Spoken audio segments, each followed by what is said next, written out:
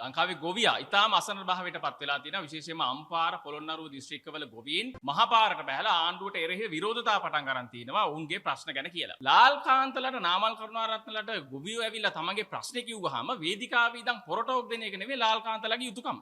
හරි. එතකොට මේ රටේ ජනාධිපති කෙනෙක් පත් වෙලා ඉන්න අනුරාධපුරේ තඹුත් එක. කෘෂිකර්ම අමාත්‍යවල අනුරාධපුරේ. නියෝජ්‍ය අමාත්‍යවල අනුරාධපුරේ.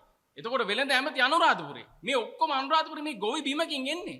හැබැයි අපි දන්නවා ඒගොල්ලෝගේ ප්‍රතිපත්තිය මේ අපි වවලා අපි කනවා කියන එකක් නෙවෙයි කියලා ලාල්කාන්ත ඇමතිවරයාම විටක ප්‍රකාශ කරා. එතකොට මොකක්ද ඒගොල්ලෝගේ ප්‍රතිපත්තිය? අර ගීතයක් තියෙන්නේ. කන්ට අඳින්ට පිට රටින් එනතුරු මුහුදට දත නියවන්නා කියලා. ඒක තමයි ලාල්කාන්තලගේ ප්‍රතිපත්තිය. ඒගොල්ලෝගේ ප්‍රතිපත්ති ප්‍රකාශය පොහොසත් රටක් ලස්සන ජීවිතයක්. මෙන්න මේ පොතේ ඒගොල්ලෝ දාලා තියෙනවා ඒගොල්ලෝ කෘෂිකර්මයේ නංවන විදිය. මෙන්න මෙහෙම නංවන්නේ. ජාතික ආහාර සුරක්ෂිතතාව.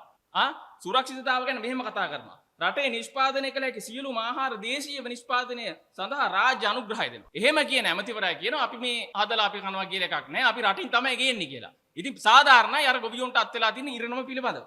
රටේ පවතින ආහාර තොග පිළිබඳව දත්ත පද්ධතිය පවත්වාගෙන යනවා.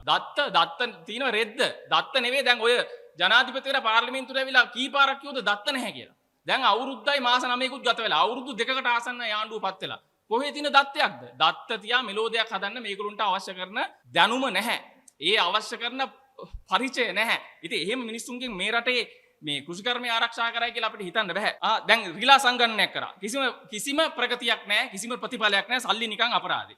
එතකොට මේ කෘෂිකර්මාන්තයට එතකොට මේ ගෙවතු ආශ්‍රිත භෝගවලට මේ වටේ ඉන්න ලොකුම පලිබෝධකයා කවුද කියලා අපි හොයාගත්තා.